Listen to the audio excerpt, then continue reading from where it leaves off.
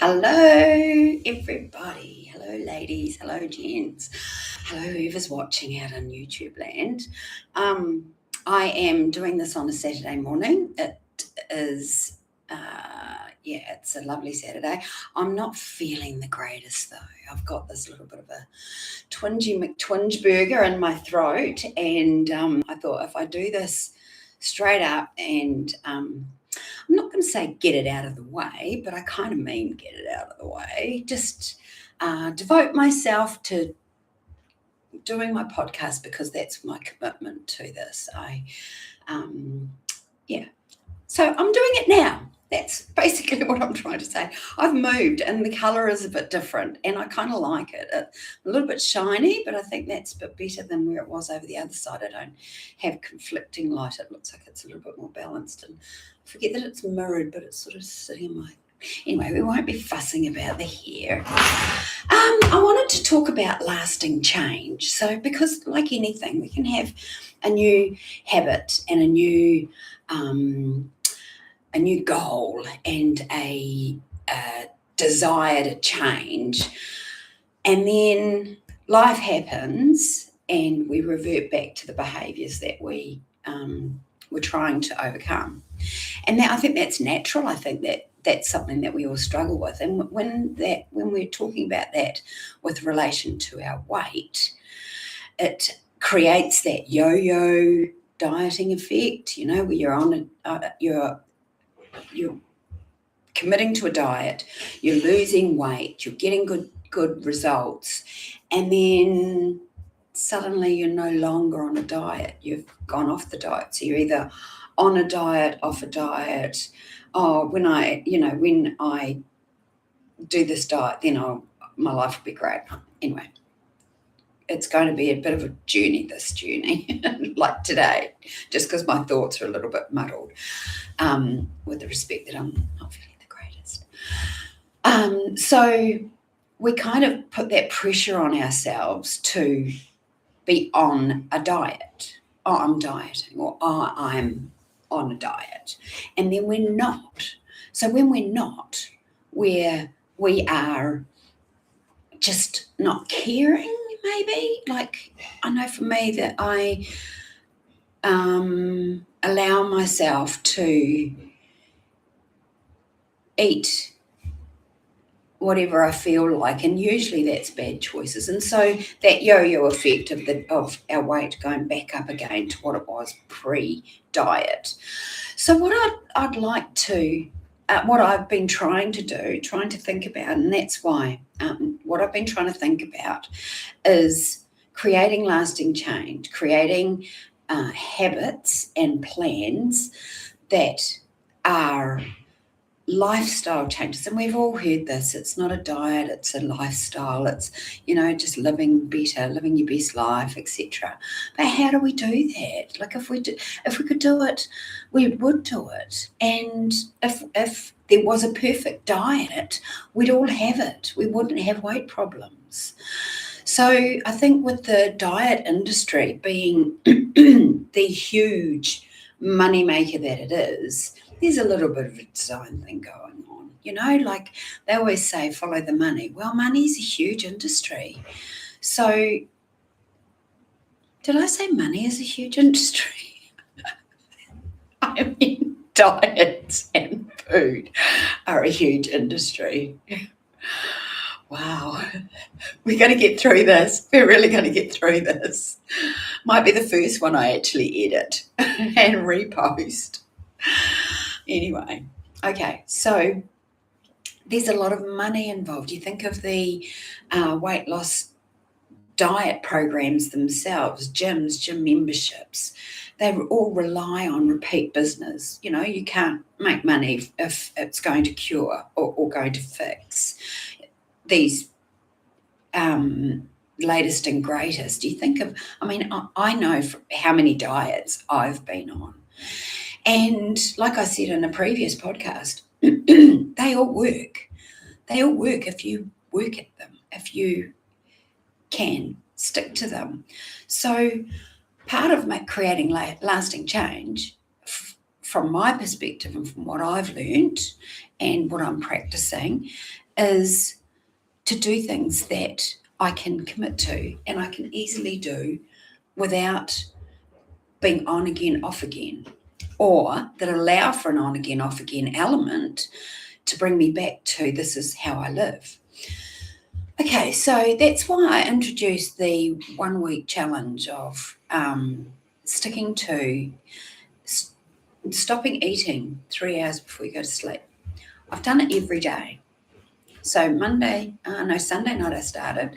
So I've done Sunday, Monday, Tuesday, Wednesday, Thursday, and Friday. Last night was the hardest because I had a busy day and I hadn't really eaten enough. So it got to 5 o'clock and I'm like, I've got an hour. And at 20 past, I ate something, so that kind of satisfied my calories. And I found at 20 past 6, it was like, I kind of want something else. And it's like, no, it was past 6 o'clock. I don't do that. I don't do that anymore. And it's not like I'm not going to or anything like that. It's just a dead line in the sand. I do not do that anymore. And so I can't eat. I just can't.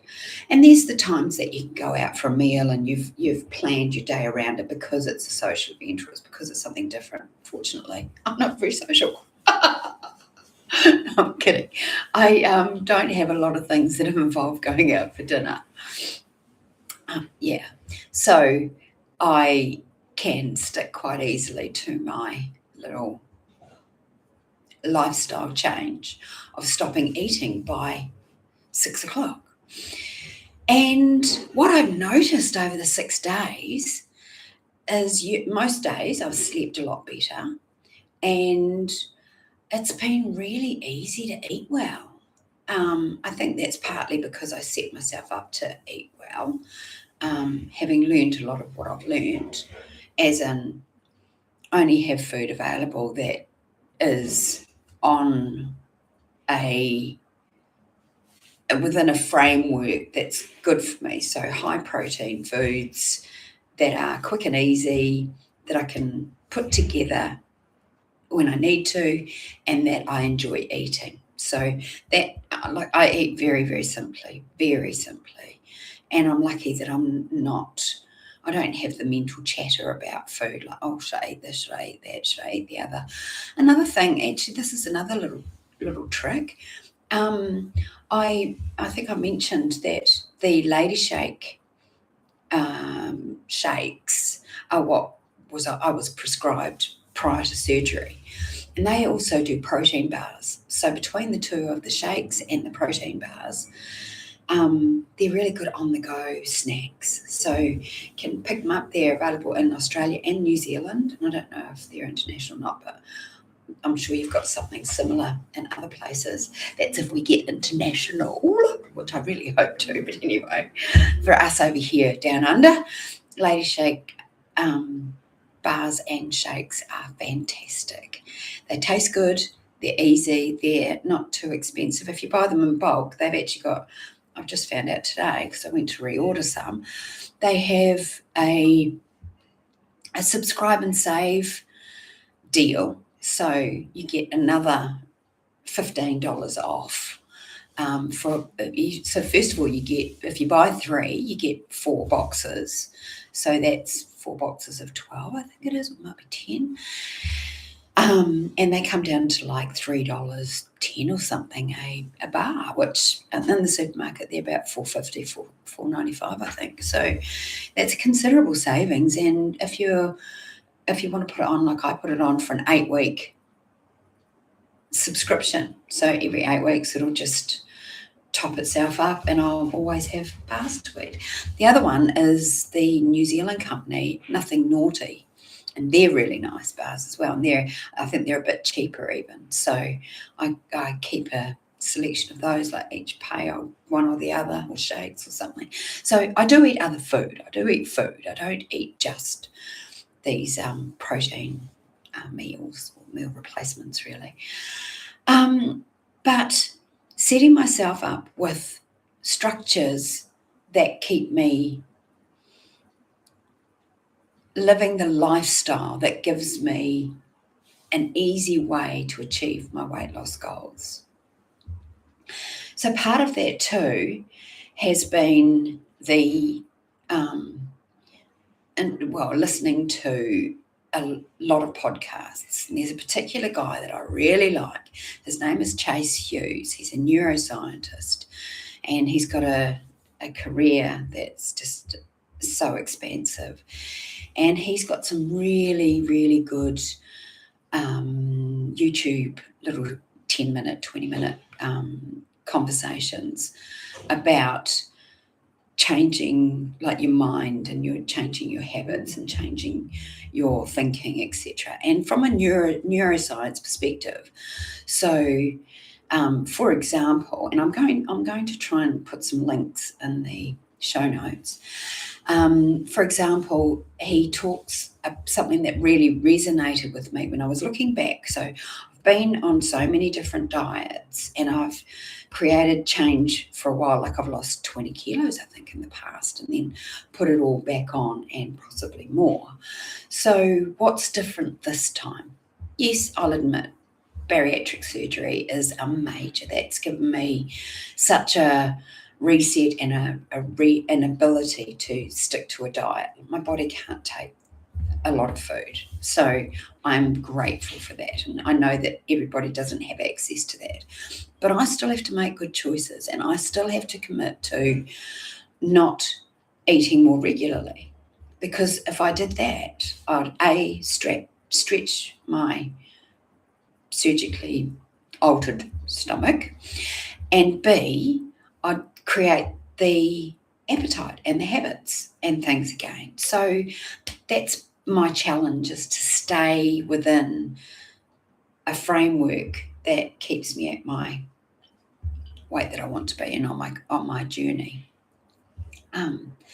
So how do I do that from a mind perspective? And when I was listening to one of Chase's talks, he pointed out the fact that he calls it the mammalian brain, but as an animal, I might take, we are subject to the same default behavioural systems as other animals, the flight or fight response. So if I'm being chased by a tiger, my instincts will naturally do what they think is the right thing to do to deal with that threat, whether it be play dead or run or hide or freak out and don't know what to do. So your body is set up to do that. It creates all the adrenaline and the removes the blood circulation from your organs to your limbs to get you to move and respond quickly and get the fuck out of there. So we are set up to do that.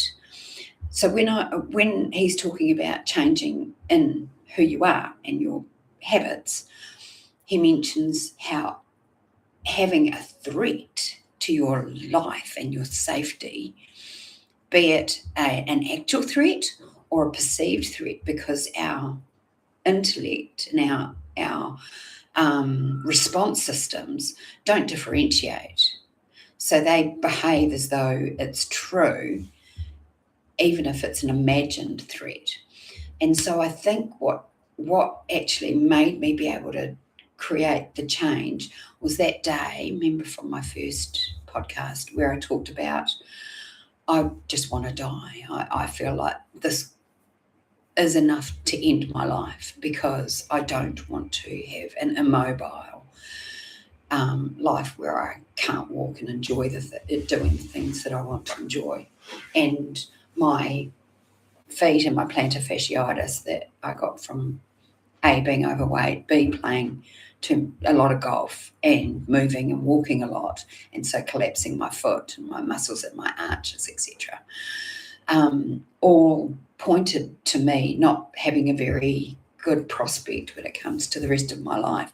That for me was quite honestly a threat to my life, a threat to my livelihood and my well-being, that I took very, very seriously, and it gave me the motivation to do what I've done. So So chasers talk about the threat having the ability to motivate us 10 times, he says 10 times more than a possible future outcome that we can design for ourselves. So yes, the mindfulness and the vision boards and the like the commitment to creating a better future for yourself, yes, that can work. It needs to be paired with something else. It needs to be paired with the discipline and all those changey things that we need to make permanent change. But having a threat can kind of snap us into the sort of response we need to make permanent change. How do we do that? I don't know. I'd love to have all the answers. I'd love to have all the keys. All I can do is suggest things to you from my experience, which is what this podcast is about, and then take the things that work for me and try to create an encouraging space that we can talk about, like when we're on and when we're off, and that on and off mindset that we fall into, which yo-yos us back. So what for me would be a really, really good outcome is to assist myself and then anyone who's listening and is with me on this journey to get right back on again, to make those distances between I'm on my diet or I'm living the program that I want to live to make positive long-term change, to dropping that and choosing the wrong way, if you like, choosing to indulge yourself, let's say, to make that a really short time period. Like, yes, I've done it, and we all do. I'm going to do it. I'm going to do it regularly. I know this. I accept that. But how do I make that time frame really short so that I'm back on tracks as soon as possible and I don't undo all the good work that I've done in the previous days, weeks, months? I can jump straight back on and continue the journey towards my goal of living a life I love as a slim and healthy 50-something year old woman. So that's really the goal. It's tough. It's hard if you've battled with it for 1 year or one lifetime. It's tough. It's really hard, and I think we need support. I think we need to break down the bogus thoughts that we get trapped into, like you're no good and you're not. You can't do it. We can do it. We can do it. Absolutely, we can do it. We're going to do it, and I'm going to share my journey with you. So we do it. I've got some good ideas for some topics coming forward. I'd like to give you a little. I know that we were doing. Well, I mentioned trying for changing our thing up one over a week. So we've been practicing the 3 hours stopping eating before bed. Look, I tell you what, I've got so much benefit from that. It has really created a full reset and enabled me to stick to my program, and I'm grateful. I'd love to hear if anybody else is doing this with me and taking that on board and just trying that one thing. I think I mentioned, please don't just use what I'm doing as what you have to do. Whatever works. If it's only an hour before you go to sleep, so be it. If it's only 3 days a week, so be it. If you're trying, leave a message. Let me know what you've tried. Let me know if it works or if it doesn't work. How many days can you clock up in a row? Can we just do tally marks and say, I did it for 3 days this week, and let's just try to get better. Let's try to get a little bit better. Just a little bit of change is still change. And stop beating ourselves up. Stop trying for perfection. We're not perfect. We're never going to be perfect. We're human, and that's great. That's what gives us colour and joy, and that the ability to practice being a little bit more disciplined next time. No one's got all the answers. No one's got a perfect life. So let's just try and do our best and share together what works, or share together what doesn't work. Yeah, so I'm going to go and play at being a little bit under the weather and maybe park on the couch for the afternoon. I was going to go out, but I'm not going to bother. I'm glad that I had my commitment to my podcast, because it feels good to get up, have a shower, put on some makeup and some clothes. So I'm not just mooching around in jammers, because I might have ended up by doing that. So thank you for being here. Thank you for listening. I look forward to our next chat together. And hope it goes well with whatever you choose to do as far as trying to stop eating earlier before you go to sleep. Good luck, people. Good luck. I mean that from the bottom of my heart. Take care.